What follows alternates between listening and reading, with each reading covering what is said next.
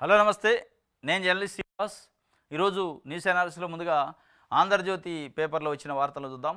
Party line దాటొద్దు, already దాటా. ఇంకా దాటేది ఎక్కడ? దాటే కోమటిరెడ్డి రాజగోపాల్ రెడ్డి, జానారెడ్డిని ధృతరాష్ట్రుడనే. ఇక మల్రెడ్డి రంగారెడ్డి నాకు అసలు పదవి అవసరంలో రిజైన్ చేస్తా, వేరే వాళ్ళని పెట్టి గెలిపిస్తానే. ప్రేమ్ సాగర్ రావు ఎట్లెట్లియ్యారో నాకు అన్యాయం చేసినట్టయి దియపోతేనే. వివేకేమో నేను బీజేపీలో ఉంటే కేంద్ర మంత్రి అయ్యేటోడిని, అది త్యాగం చేసి వచ్చినాయి. ఇలా ముఖ్యమంత్రి రేవంత్ రెడ్డి నన్ను పట్టుకొచ్చింది కాబట్టి మంత్రి పదవి ఇవ్వాల్సిందే, ఎట్ట ఏడో చూస్తా అని ఆయన అంటండి. ఇక దాటంది ఎవరు మరి? ఇప్పుడు దాటంది ఇందులో పార్టీ లైన్ దాటంది ఎవరు అంటే పాపం మాదిగ కమ్యూనిటీకి సంబంధించి ఎస్టీ లంబాడ సామాజిక వర్గం వీళ్ళు పోయి గౌరవంగా లెటర్ ఇచ్చి వచ్చారు. మాకు కూడా మేము ఇంత జనాభా ఉన్నాం, మాకు మంత్రివర్గంలో చోటు ఇవ్వాలని చెప్పి. బీసీలు అయితే నోట్ల నాలుక లేకుండా అసలు అడిగే పరిస్థితి లేదు. 56% బీసీ జనాభా ఉందని లెక్కలు తెలిసినాయి. ఒకవైపు రాహుల్ గాంధీ గారు మేము తలలు లెక్క పెట్టినాం, కులగణన చేసినాం, కులగణన ప్రకారం సంపదని పదవుల్ని పరిపాలనని పంచుతాం అన్నారు. ఆ పంచుతారేమని చూస్తారు కానీ వాళ్ళు నోరు తెరిచి అడగట్లే పాపం బీసీలు. మరి ఇందులో దాటింది లైన్ దాటింది ఎవరంటే వీళ్ళే, రేవంత్ రెడ్డి చుట్టూ ఉంటోళ్ళే వీళ్ళంతా. దాటిందేమో వాళ్ళు. దాటొద్దు, దాటితే నేను వేటేస్తా అంటండి. ఏ లేదుగా మరి. రాజగోపాల్ రెడ్డి పైన వేసినవా, మల్రెడ్డి రంగారెడ్డి పైన వేసినవా, వివేక్ పైన వేసినవా, ప్రేమ్ సాగర్ రావు పైన వేసినవా? ఎవరిపైన వేశారు మీరు వేటు? ఎవరిపైన వేయలే. లైన్ దాటొద్దు అంటున్నారు. దాటిచ్చేది మీరు. 10 మంది ఎమ్మెల్యేలు ఫామ్ హౌజులలో కూర్చొని సమావేశం అవుతారు ఏకాంతంగా. వాళ్ళని పిలిచి మాట్లాడినోడు లేడు. మంత్రుల మీద ఎగనెస్ట్గా ఒక 10 మంది ఎమ్మెల్యేలు ఈ మధ్యకాలంలో మహబూబ్నగర్, ఉమ్మడి మహబూబ్నగర్ జిల్లాకు సంబంధించిన కాంగ్రెస్ పార్టీ ఎమ్మెల్యేలు సమావేశమై తిరుగుబాటు చేయడానికి ప్రయత్నం చేశారు. అది తెలుసు. అది మరి చర్యలు లేవుగా, దాటారు కదా వాళ్ళు కూడా. ఇక ఎవరిపైన మీ చర్యలు అంటే జీవన్ రెడ్డి లాంటి వాళ్ళు, పార్టీ కోసమే జెండా మోసిన వాళ్ళు, పార్టీ ఆపదలో ఉన్నప్పుడు ఆదుకున్న వాళ్ళు, వాళ్ళని కనీసం కుర్చీచి గౌరవించే నాదులు లేడట. ఆయన పాపం ఆవేదన వ్యక్తం చేసి సీనియర్లను గౌరవించడంటే సీనియర్లని గౌరవించడు ఆయన. ఇలా పార్టీలలో పరిస్థితి ఎట్టుందంటే సీనియర్లను గౌరవించడం అనేది కాదు లెక్క. పదవి ఉన్నోళ్ళ చుట్టూ పాకులాడాలి, తిరగాల, అప్పుడు గౌరవిస్తారు. ఇది మంత్రివర్గ విస్తరణపై నిర్ణయాన్ని అధిష్టానం ఫ్రీజ్ చేసింది. ఫ్రీజ్ చేయలే, ఫ్రిడ్జ్లో పెట్టింది. ఫ్రీజ్ చేయడం అన్నదాన్ని దాన్ని కోల్డ్ స్టోరేజ్లో పెట్టేసింది. ఇదంతా జంతరమంతరం ఉంది కథ అసలు అని చెప్పి ఎవరు పడితే వాళ్ళు వచ్చి నాకు మంత్రి పదవి కావాలంటున్నారు. ఇదంతా ఎందుకు, దాన్ని గదిలిచ్చే బదులు ఆడ పెడితే అయిపోద్దని ఇక అన్నారు. దాని మీద రోజు ఒకళ్ళు టపాసులు పేలుతుంటే లైన్ దాటొద్దు అంటుండు. లైన్ దాటం కాదు, ధర్నాలు చేసే పరిస్థితి వద్దు మీకు అనుకుంటున్నారు ప్రజలు. కార్యకర్తలే రోడ్డు ఎక్కి గాంధీ భవన్ ముందు ధర్నా చేసే పరిస్థితి వద్దు. మాకేంది మంత్రి పదవి ఇవ్వా, మాకు నామినేటెడ్ ఇవ్వని. ఫ్రస్ట్రేషన్ పీక్స్కి పోయిందాక మీరు స్పందించరు. గాంధీ భవన్లో వచ్చి ధర్నాలు చేసి దిష్టి బొమ్మలు తగలబెట్టిన దాకా తెచ్చుకుంటారు. ఆ గీత దాటేదాకా, లైన్ దాటేదాకా ఎందుకు తెచ్చుకోవాలి? ఇవ్వాల్సిందేది ఇస్తే అయిపోద్దిగా. నామినేటెడ్ పోస్టులు ఇస్తే దాంట్లో అందరికీ ఓసీలకి ఇస్తే బీసీలని గొంతుకొత్తి మళ్ళీ ఇతర సెకండ్ లిస్ట్ అంటే అది రాదా, మనం రాదా, వాళ్ళు ఇవాళ రోడ్డున పడి మళ్ళీ దిష్టి బొమ్మలు తగలబెట్టిన దాకా ఉండి లైన్ దాటారు అంటటి. ఇక దీనిపై ఎవరు ఏం మాట్లాడినా ఉపయోగం ఉండబోదు. ఏదైనా చెప్పుకోవాలంటే అధిష్టానం వద్దకు వెళ్ళి చెప్పుకుంటూనే ఉన్నారు. పాపం ఫ్రిడ్జ్లో పెట్టారుగా, తీయండి బయటకని. మే 1 నుంచి 15 రోజుల పాటు ఎమ్మెల్యేలతో ముఖాముఖి. మళ్ళీ గెలిచేందుకు ఏం చేయాలో నివేదికలు సిద్ధం చేసుకోండి. మళ్ళీ గెలిచేందుకు నివేదికలు కాదు, కావాల్సిన పని కావాలి. మళ్ళీ గెలిచేందుకు నివేదికలు సిద్ధం చేసుకొని రిపోర్టర్స్ అంటే రిపోర్ట్స్తోని ఓట్లు రావు. ప్రజల మనసు గెలవాలి, ప్రజలకు మంచి చేసినట్టు కనిపించాలి కనీసం. ఆ ఫలితం కనపడకుండా మళ్ళీ గెలవడానికి మీరు ఎమ్మెల్యేలు కలిసి ఎమ్మెల్యేలతో మాట్లాడుతాను, వీటితోని పనులు కావు. ప్రజలకు మంచి చేసే పని చేయండి. ప్రజలకు మీరు ఏమి 6 గ్యారెంటీలు ఇచ్చారో అవి అమలు చేసే పని చేయండి. ఇది ఒక వార్త. కులగన్న మోదీ సర్కార్కు మరణశాసనం అయిందట. దేశంలో గేమ్ చేంజర్ బీహార్ ఎన్నికల్లోని కీలక పాత్ర పోషించనుంది. కంచా గచ్చిబౌలి భూములపై దుష్ప్రచారం. ఇప్పుడు మోదీ కూడా రంగంలోకి దిగారు. ఏఐ ప్రచారం నమ్మి అడవులపైకి తెలంగాణ ప్రభుత్వం బుల్డోజర్లు పంపుతుందన్నారు సీఎం రేవంత్ రెడ్డి. విమర్శలు చేసిండు. కులగన్న మోదీ సర్కార్కి మరణశాసనం అయిందట. ఆ మరణశాసనం కథ ఏందో మరి వచ్చే ఎన్నికలు బీహార్లో ఎన్నికలు ఉన్నాయి. బీహార్లో చూడాలి మనం. ఢిల్లీలో చూసినాం ఆ మరణశాసనం కథ ఏందో. అప్పటికే కులగన్న స్టార్ట్ అయింది, ఢిల్లీలో బీజేపీ గెలిచింది. అంత ఎడ్యుకేటెడ్ పీపుల్ ఉండేది, ఏం ఉపయోగపడలేదుగా. మీరు కులగన్న చేశారు కరెక్ట్, దేశంలో ఏ రాష్ట్రం చేయాలో చేశారు, దాన్ని అమలు చేయట్లేదు కదా. 56% బీసీలు ఉంటే ఇలా క్యాబినెట్లో 56% ఉండాలి. 56% బీసీలు ఉంటే నామినేటెడ్ పదవుల్లో 56% ఉండాలి. పదవుల్లో సంపదలో 56% ఉండాలి. ముఖ్యమంత్రి సహా మారాలి. ఇవాళ 4% రెడ్లు క్యాబినెట్లో 7-8 మంది ఎట్లుంటారు? అమలు చేస్తే కదా నువ్వు కులాలు లెక్క పెట్టి ఉట్టిగానే మోడీకి మరణ శాసనం అంటే లెక్క పెడితే కాదు, లెక్క ప్రకారం పంపిణీ చేస్తే మరణ శాసనం అయితే దాంట్లో డౌట్ లేదు. కాంగ్రెస్ పార్టీ నిజంగానే మోడల్గా తెలంగాణను తీసుకొని రాహుల్ గాంధీ కులగాన చేయించిండు, చేయించిన దాని ప్రకారం అమలు చేస్తే ఇంప్లిమెంటేషన్ చేస్తే వాళ్ళకి మరణ శాసనం అయింది. ఉట్టి లెక్క పెట్టి వదిలేస్తే కాదు, ఆ లెక్కగా తగ్గట్టు పంపిణీ చేయాలి సంపదని. జపాన్కు రేవంత్ బృందం నేడు భారత రాయబారితో ఆతిథ్య సమావేశం, రేపు ఎల్లుండి టోక్యోలో పలు కంపెనీలతో భేటీ, 23 ఉదయం తిరిగి రాష్ట్రానికి రాక. ఇంధనమ్మ లబ్ధిదారులకు 20,11,00,000 మధ్యవర్తులు లేకుండా నేరుగా ఖాతాల్లోకే మంత్రి పొంగులేటి శ్రీనివాసరెడ్డి చెబుతుండు. నోవాటెల్లో రేవంత్కు తప్పిన ప్రమాదం, ముఖ్యమంత్రి వెళుతున్న లిఫ్ట్ మొరాయించిందట. నిన్న ఇది జపాన్కి రేవంత్ రెడ్డి గారు పోతుండట, ఈరోజు పోతాడట, ఈరోజు పోయి 23 దాకా రిటర్న్ రాడట. చంద్రబాబు నాయుడు గారు కూడా పోతాడు జపాన్ అన్న, ఆయన భారత వేరే విదేశీ పర్యటన పోతాడు. మరి ఆయన ఏమైనా కలుతారా? ఆయనదేం పర్సనల్, ఇదేమో అఫీషియల్. ఆయన వ్యక్తిగతంగా కుటుంబ సభ్యులతో పోతాడు. ఆయన బర్త్డే ఉంది, పుట్టినరోజు ఉంది 20 ఏప్రిల్ నాడు, 75వ పుట్టినరోజు. అది అక్కడనే కుటుంబ సభ్యుల మధ్యనే జరుపుకుంటాడు విదేశాల్లో. మరి ఈ ఈ ఈ పర్యటనకి ఆ పర్యటనకి విదేశీ పర్యటనకి ఏమన్నా లింక్ ఉందా, సింక్ ఉందా అనేది మనకు భవిష్యత్తులో తెలవాలి. మరి అక్కడ ఏమైనా పోయి కలుసుకుంటారా ఏందనేది. కానీ మొత్తానికైతే ఈయన జపాన్ పోతుండ, ఆయన దేశం అనౌన్స్ చేయలేక అది విదేశీ పర్యటన పోతుండ, పర్సనల్ అట, వ్యక్తిగతమైన అది అని చెప్పిండు. అరెస్టు చేయరాదని ఉత్తర్వులు ఇస్తే వారంలో వచ్చేస్తా, హైకోర్టును కోరిన ఫోన్ ట్యాపింగ్ నిందితుడు ప్రభాకర్ రావు. ఎవడన్నా దొంగని దొంగతనం చేసి నేను అరెస్ట్ చేయనంటే పోలీస్ స్టేషన్కి వస్తా, నేను అరెస్ట్ చేయనంటే రాష్ట్రానికి వస్తా అంటే ఇక పోలీస్ వ్యవస్థకి ఏం గౌరవం ఉన్నట్టు, ఎవరికి గౌరవం ఉన్నట్టు? హైకోర్టుని అడుగుతుండు, నన్ను అరెస్ట్ చేయనంటే నేను వస్తా, లేదంటే రాను. ఇదే ఒక సామాన్యుడు తప్పు చేస్తే ఎట్లే ఉంటుందా? నేను నన్ను పోలీస్ స్టేషన్ రమ్మంటే రాను, ఇప్పుడు నాకు అరెస్ట్ చేయనని బాండ్ రాసిస్తే వస్తా అని ఎస్ఐకి చెప్పిన అనుకో, బటబడ గుంజపోతాడు. ఏం ప్రభాకర్ రావు మంది ఫోన్లు విన్నాడు, మంది ఫోన్లు అన్నీ విన్నాడు, సీక్రెట్ ఫోన్లు ఎన్నోడు దొంగ కాదా? దొంగతనం ఫోన్లు ఇంటే దొంగతనం కాకపోతే ఏమైంది?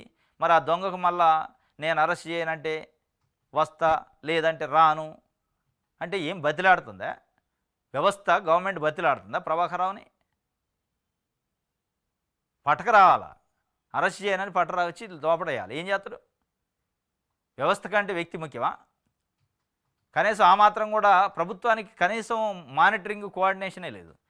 అరెస్ట్ చేయనని చెప్పండి, పట్టుకొచ్చి లోపడేయండి. ఎవడనేది ఆడు చేసింది ఏంది? దొంగ పనులు అన్నీ. ఆయన అట అరెస్ట్ చేయనని ప్రభుత్వం హైకోర్టుకి రిటర్న్గా రాసిస్తే అప్పుడు వస్తాడట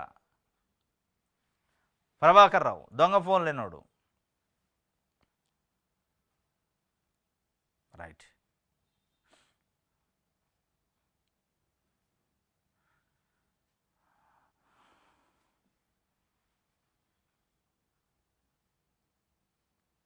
సీనియర్లను గౌరవించరా, కాంగ్రెస్లో నా స్థానం ఏంటి అని మాజీ మంత్రి జీవన్ రెడ్డి చెబుతున్నాడు. జీవన్ రెడ్డి పాపం కాంగ్రెస్ పార్టీ రాష్ట్ర నాయకత్వంపై సీనియర్ నేత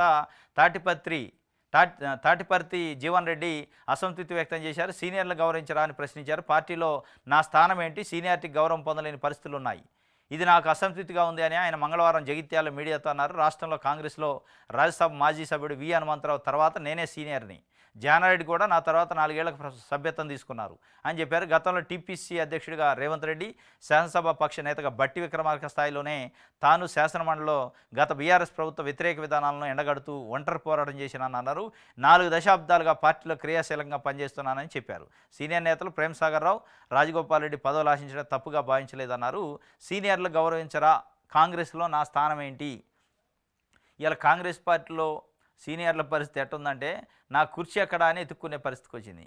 నా కుర్చీ ఎక్కడుందో చెప్పండి రా బాబు, నన్ను గౌరవించండి అని ఏనే అడుక్కునే పరిస్థితికి వచ్చింది పాపం జీవన్ రెడ్డి. 40 సంవత్సరాలు. ఇవాళ ఉన్న రేవంత్ రెడ్డి కానీ, బట్టి విక్రమార్క కానీ, ఉత్తమ్ కుమార్ రెడ్డి కానీ వీళ్ళు ఆలు పోలు లేని రోజు ఆయన కాంగ్రెస్ పార్టీ జెండా పట్టుకుండు. ఈవెన్ జానారెడ్డి కూడా రాలేదట అప్పటికి. వి హనుమంతరావు కంటే తర్వాత వచ్చిండు. వి హనుమంతరావు ఈయనకంటే సీనియర్ అట. ఆ పరిస్థితి ఆయన కూడా కుర్చీ అడుక్కునే పరిస్థితికి వచ్చింది. నా కుర్చీ ఎక్కడ ఉంది, నన్ను గౌరవించండి అనే కాడికి వచ్చింది. ఎమ్మెల్సీగా పనిచేసి 10 ఏళ్ళు కేసీఆర్ ప్రభుత్వం పైన అలిపెరగన పోరాటం చేసిండు. రేవంత్ రెడ్డి ఏమో 2017లో వస్తే పార్టీలోకి, ఈయన ఎప్పుడో 40 ఏళ్ళ నుంచి ఉండు. 2017లో వచ్చిన రేవంత్ రెడ్డి ముఖ్యమంత్రి అయ్యిండు. ఆయన కాడికి పోయి కుర్చీ ఆడుందని అడుక్కోవాల్సిన పరిస్థితి అలా కాంగ్రెస్ పార్టీలో సీనియర్లకు వచ్చింది. ఏంది కథ అని చెప్పి కాంగ్రెస్ పార్టీ ఎడిపోతుంది. సీనియర్లు గౌరవించరా అంటే మీ స్థానం ఎక్కడ అంటే రేవంత్ రెడ్డిని ఇక బతిలాడుకుంటే, రేవంత్ రెడ్డి అంటారు పాకులాడితే మీ స్థానం తెలుస్తుంది, అప్పటిదా తెలియదు. ముఖ్యమంత్రి కాబట్టి ప్రభుత్వంలో ఉండు కాబట్టి వాళ్ళు ఎమ్మట పాకులాడుకుంటూ తిరిగినోడికే స్థానం దొరికిద్ది. అది సీనియరా జూనియర్ అయితే పక్కన పెడితే తప్ప మీరు జగిత్యాలలో కూర్చొని నా స్థానం ఎక్కడంటే నీ స్థానం జగిత్యాలలో అని చెప్తారు వాళ్ళు. అట్లుంది పరిస్థితి పార్టీ ఇవాళ. మన పథకాలతో మోదీ ఉక్కిరిబిక్కిరి. కాంగ్రెస్ శాసనసభ పక్ష సమావేశంలో ముఖ్యమంత్రి రేవంత్ రెడ్డి వ్యాఖ్యలు. మన కులగన్న రాజకీయంగా మోదీకి మరణశాసనం అవుతుందట. మన పథకాలతో మోదీ ఉక్కిరిబిక్కిరి అవుతున్నా అన్నారు. మోదీ ఎందుకు ఉక్కిరిబిక్కిరి అవుతుంది? ఆయన కొత్తనా ఈ పథకాలు ఏమన్నా? ప్రజలకు ఉక్కిరిబిక్కిరి కావాలి. వచ్చిన పథకాలు వచ్చి అన్ని పథకాలు మీద పడి వస్తుంటే ప్రజలు ఉక్కిరిబిక్కిరి కావాలి. ఎందుకంటే 6 గ్యారెంటీలు ఇచ్చారు, ఈ గ్యారెంటీ ఆ గ్యారెంటీ ఏది వాడుకోవాలో తెలియని పరిస్థితుల్లో చుట్టూ బిర్యానీ పొట్లాలు పెట్టి ప్లేట్ నిండా బిర్యానీలు పెట్టి mutton biryani, chicken biryani, prawns biryani పెట్టి ఏది దినాలు తెల్లని పరిస్థితుల్లో చేసినట్టు ఉంటే ప్రజలు ఉక్కిరిబిక్కిరి అవుతారు. మోడీ ఎందుకు అవుతారు ఉక్కిరిబిక్కిరి? మన పథకాలను చూసి మోడీ ఉక్కిరిబిక్కిరి అవుతాడు. ఇప్పుడు మన పథకాల్లో రైతు బంధు లేని పథకమా? ఇది కొత్తదా? మళ్ళీ మోడీ 2 సార్లు గెలవదా? రైతు బంధు వచ్చాక 2019లో గెలిచిండు, 2024లో గెలిచా. ఈ పథకం దేశవ్యాప్తంగా అమలు చేయండి అన్న మోడీ పైన ఒత్తిడి తెచ్చి రాలేదు కదా.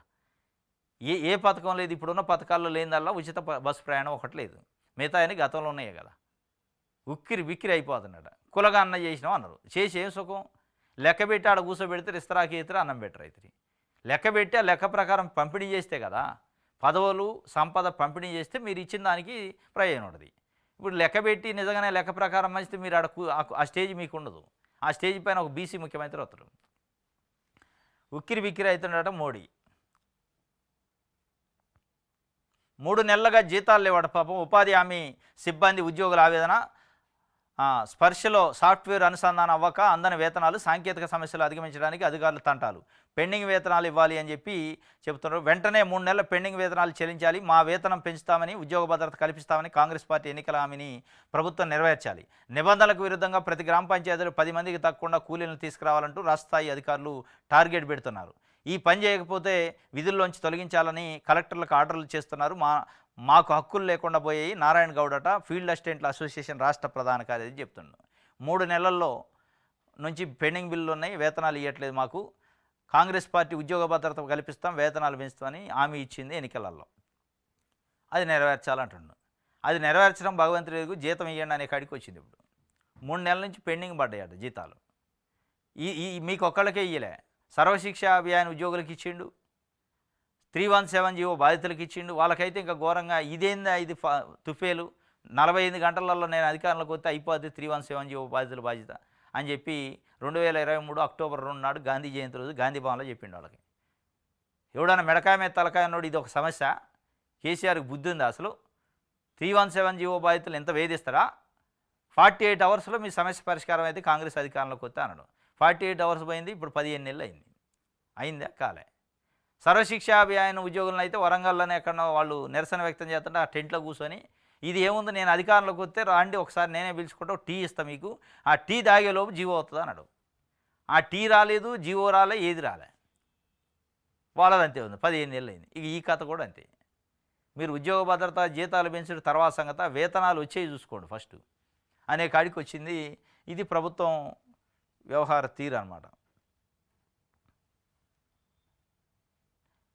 కోటి మంది మహిళల్ని కోటీశ్వరులను చేస్తాం, మా ప్రభుత్వం ఆ లక్ష్యంతోనే పనిచేస్తుంది. డిప్యూటీ సీఎం బట్టి విక్రమార్క వెల్లడి.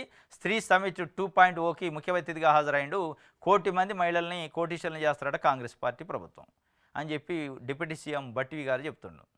నేను కొంచెం రౌడీ టైప్ అని చెప్తుంది కవిత. మరి రౌడీ టైప్ వాళ్ళకి రాజకీయాలతోనే సంబంధం. ఆమె నేను మీటింగ్ పెట్టింది బాన్స్వాడలో. నేను కేసీఆర్ అంత మంచివాడు కాదు, నాకు కొద్దిగా రౌడీ లక్షణాలు కూడా ఉన్నాయి. రౌడీలు రాజకీయాలకు వద్దు, బాగోదు. ఇప్పటికే అసలు రాజకీయ నాయకులే రౌడీలా, రాజకీయ నాయకులు తెలియక జనాలు చచ్చిపోతారు.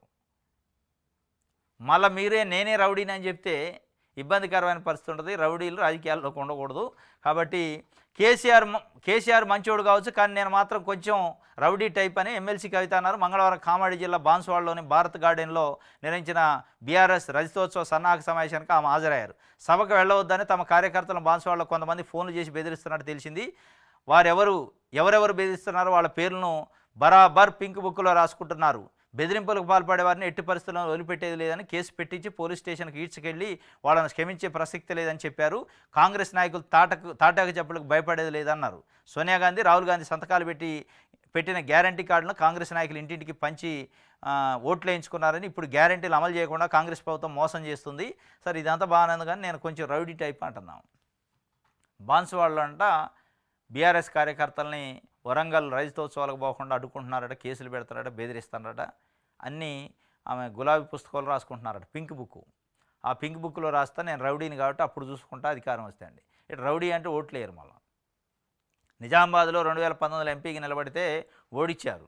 మరి మీకు రౌడీ లక్షణాలు వాళ్ళకి అప్పట్లోనే కనపడ్డట్టుంది. ఓడించి ఇంట్లో కూర్చోబెట్టారు. ఇంకా అప్పటి నుంచి మళ్ళీ మీరు కంటెస్ట్ చేయాలి. మళ్ళీ ఇప్పుడు మీరే అఫీషియల్గా రౌడీ అని అనౌన్స్ చేశారు. అనౌన్స్ చేశాక ఓట్లు ఎట్టేస్తారు?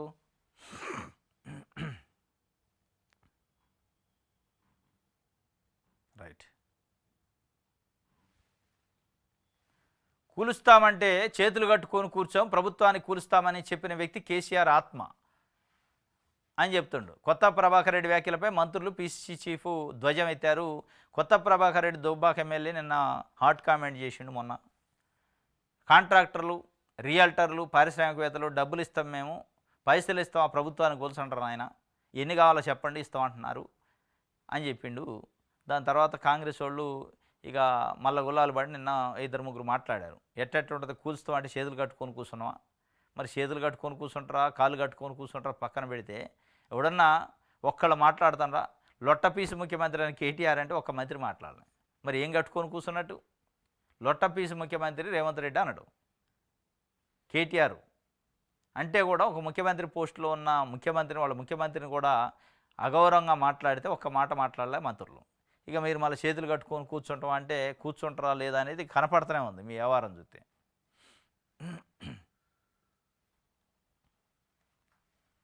ఆంధ్రజ్యోతి అయింది కదా, వెలుగు చూద్దాం.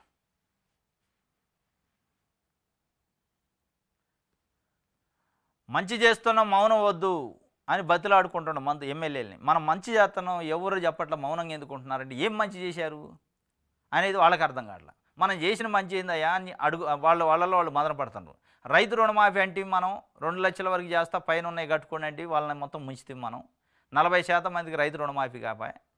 రేషన్ కార్డులు ఇస్తారంటే ఒక కార్డు ఇవ్వపాయి. మహిళలకు 2500 ఇస్తారంటే ఒకటి ఇవ్వపాయి. ఆ కేసీఆర్ అన్నోడు బతుకమ్మ చీరలు ఇచ్చేది మనం ఏదో కొత్త ఇస్తారంటే ఇంతవరకు ఇవ్వపాయి. మరి ఏమి ఇచ్చినట్టు మనం 2 లక్షల ఉద్యోగాలు సంవత్సరం లోపు అంటే ఇవ్వకపోయి. ఏం మంచి చేస్తున్నాం, ఏం మేము మౌనంగా ఉన్నాం, దేని గురించి మేము మాట్లాడాలని వాళ్ళు లోపల అనుకున్నారట. మనం మంచి చేస్తుంటే మీరు మౌనంగా ఎందుకుంటారంటే మరి మీ కళ్ళకు మంచి కనపడుతున్నా మాకు కనపడలేదు అన్నట్టు వాళ్ళు చూశారట.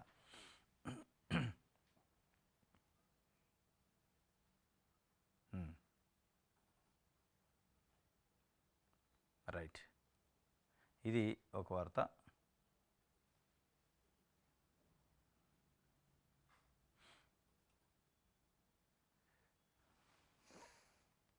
గొర్రెల స్కీమ్లో కథలకు వచ్చిందట, మళ్ళీ ఇస్తాడేమో గొర్రెలు. మరి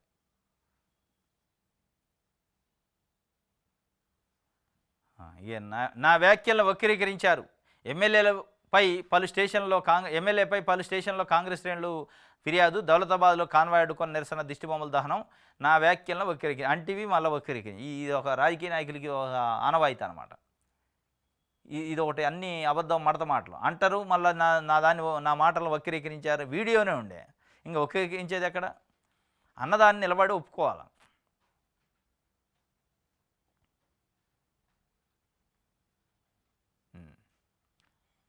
రైట్, ఇది ఒక వార్త. నమస్తే తెలంగాణ. కంచె భూముల తాకట్టు లొసుగుల లోగుట్టు. 400 ఎకరాల తనఖాలో వెక్కిరిస్తున్న విధానపర లోపాలెన్నో. ఫార్ములా రేస్పై గగ్గోలు, కేసులు. మరి ఈ ఉల్లంఘనలపై చర్యలేవి? కంచె గజ్బౌలి భూముల తనఖాలో సర్కారు ఉల్లంఘనలు. వాళ్ళు ఉల్లంఘన చేసి వాళ్ళే కేసు పెట్టుకుంటారు. మీరు చేసిన వాటికి మీరు పెట్టుకున్నారు. ఫార్ములా ఈ రేసింగ్లో మీరు లొసుగులు చేశారు, కేసు పెట్టుకున్నారా? వారంతే. మళ్ళీ మీరు ఇంకో పార్టీ వస్తే అప్పుడు తీయాలి. ఇది వాళ్ళు చేసిన ఘనకార్యాలు మీరు చేస్తే, మీరు చేసిన ఘనకార్యాలు వాళ్ళు వచ్చి తీస్తారు. సిఎల్పికి ఆ 3 డొమ్మా కొట్టారు. ఎవరెవరంటే మంత్రివర్గం రేసులో ఉన్న వివేక్, ప్రేమసాగర్ రావు, రాజగోపాల్ రెడ్డి. గైరాజరు ముఖ్యమంత్రి వద్దన్నారా, వారే రాలేదా? సమావేశంలో ఇదే హాట్ టాపిక్. మీరు మాట్లాడేదంతా రికార్డ్ అవుతుంది. ఎమ్మెల్యేలకు సీఎం రేవంత్ రెడ్డి హెచ్చరిక. అంతా ఇది ఎవరు మాట్లాడేదని అయింది. ఇప్పుడు మీరు 6 గ్యారెంటీల పేరుతో ప్రజలతో మాట్లాడిందంతా ప్రజల మనసులలో రికార్డ్ అయింది. ప్రజలు ఇప్పుడు ఆ రికార్డు బయట తీస్తారంటే 2025 ఎన్నికలప్పుడు తీస్తారు. మీరు ఎమ్మెల్యేలను ఎట్టయితే రికార్డ్ అవుతుందో మీరు మాట్లాడేదంతా అన్నారో, ప్రజలు కూడా మీరు మాట్లాడింది కూడా రికార్డు చేసుకుంటారు. ఆ రికార్డు తీసిందాక కాకుండా అమలు చేయండి అన్నీ అన్నయన్నీ. అన్న హామీలన్నీ అమలు చేస్తే ఆ రికార్డులు ప్రజలు తీరు మళ్ళీ గెలిపించుకుంటారు. రైట్. ఇది ఒక వార్త. ఈనాడు చూద్దాం. గీత దాటితే వేటేస్తారట. నేను మంత్రులు కూడా పార్టీ ఆదేశాల మేరకే పనిచేస్తాం. చెయ్యాలి. మంత్రివర్గం ఇస్తాడంపై అధిష్టాన నిర్ణయం రిజర్వ్ చేసింది. ఇక అది రిజర్వాయర్లోనే ఉంటుంది, అది బయటికి రాదు. కోల్డ్ స్టోరేజ్ పోయింది. గీత దాటితే వేటేస్తారట. దాటి వాళ్ళు దాటుతూనే ఉన్నారు. వేటి ఎవరికి ఎట్లా కావాల్సిన వాళ్ళకే వేస్తారు. మీరు ఎవరినైతే వేటేయాలనుకుంటారో వాళ్ళకే వేస్తారు. కానీ గీత దాటినందుకు వేటేయట్లే. కులాలను బట్టి మతాలను బట్టి వేట్లు వేస్తున్నారు. రైట్. ఇది ఒక వార్త. బెయిల్ ఇస్తేనే విచారణకు హాజరవుతున్నా అంటాడు ఏది ప్రభాకర్ రావు. ఫోన్ ట్యాపింగ్ చేసి దొంగ ఫోన్లు విన్నాడు కదా దొంగతనంగా. ఆయన నాకు బెయిల్ ఇస్తే నేను వస్తా హైదరాబాద్, లేదంటే రాను, నేను అమెరికాలో ఉంటా అని ఆయన అలిగాడు కూర్చుండు. ఇక ఆయన బతిలాడుతున్నారు మనోళ్ళు. చూద్దారా అంటున్నారు. బటబడ గుంజకొత్తే పోద్ది కానీ ఆడ బయట ఉండగా గుంజరాయిది అట్లా. రైట్. ఇది ఈనాడుకు సంబంధించి.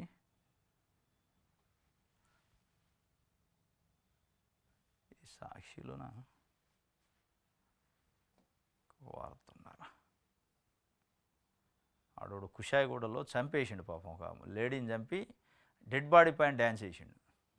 అది ఆడ దొరికిద్దా అని చూస్తాను నేను. ఏమో వాడి ఆనందం ఏందో కానీ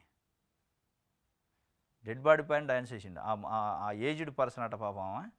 ఆమె కిరాయికి ఇచ్చింది వాడికి, పాన్ షాప్ ఏదో డబ్బా కొట్టు ఇస్తే కిరాయి ఇవ్వట్లేదని గట్టిగా అడిగినందుకు ఆమె చంపి డెడ్ బాడీ మీద డ్యాన్స్ చేసుకుంటూ సెల్ఫీ వీడియో తీసుకొని దాన్ని బెంగళూరుకు పంపిండట వాళ్ళ ఫ్రెండ్కి. బెంగళూరులో గ్రూపులో పోతే అక్కడ పోలీసులు మన వాళ్ళకి ఇన్ఫామ్ చేశారు. ఈడోడు పైశాచిక ఆనందం పొందుతున్నాడు ఆయన. డెడ్ బాడీని చంపినోడు చంపక మళ్ళీ దాని మీద డ్యాన్స్ చేస్తాడు పాపం ఏజ్డ్ పర్సను అని చెప్పి వాళ్ళు ఫోన్ చేస్తే అప్పుడు మన వాళ్ళు కళ్ళు తెరిచారు. ఇక్కడ కుషాయిగూడ పోలీసులు వాడిని అరెస్ట్ చేశారు. వాడు పైశాచిక, అసలు మనుషులు పైశాచికం ఏ స్థాయికి పోతుందంటే అసలు రకరకాల చూస్తున్నాం. ఒకడు అదే కుషాయిగూడలో ఈ మధ్యకాలంలో నిండు గర్భిణి పాపం భార్యని లవ్ మ్యారేజ్ చేసుకుంటూ అనుమానంతో గర్భిణి పొట్టపైన కూర్చొని చంపేసిండు తల్లిని బిడ్డని. ఇక ఒకడు ఇంకొకడు అక్కడ ఎల్బీ నగర్ దగ్గర అయితే వాడు మొత్తం ముక్కలు చేసి ఫ్రిడ్జ్లో పెట్టిండు. మరి అసలు మనుషుల యాటిట్యూడ్ ఎడిపోతుందో అర్థం కావట్లే. చంపడం చూసినాం, చంపి డ్యాన్స్ చేయటం ఏంది మరీ పైశాచికం. కాకపోతే కుషాయిగూడలో నిన్న జరిగింది. ఏజ్డ్ ఆ పాప 70 సంవత్సరాలు ఉంటాయి ఆమెకి. ఆ వార్త ఏడ దొరికిద్దని నేను చూస్తున్నాను. సరే, ఇది జరిగింది. ఇది ఈరోజు న్యూస్ ఛానల్స్. రేపు తాజా వార్తలతో తిరిగి కలుసుకుందాం. Thank you.